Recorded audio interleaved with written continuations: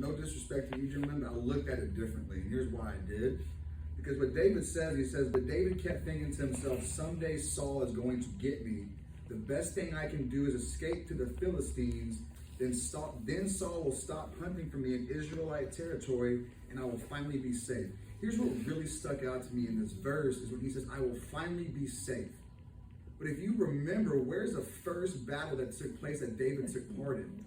It was against the Philistines. So I started asking myself, why do you feel safe going back to the original people who you were fighting against, who sent the giant to kill you?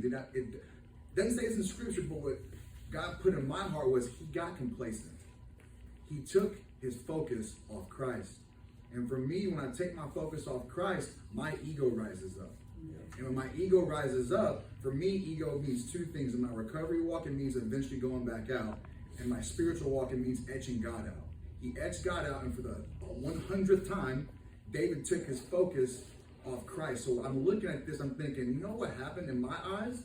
His ego crept up, and he felt comfortable in the with the Philistines because he remembered what he did to defeat them. I defeated the Philistines with a slingshot and a rock.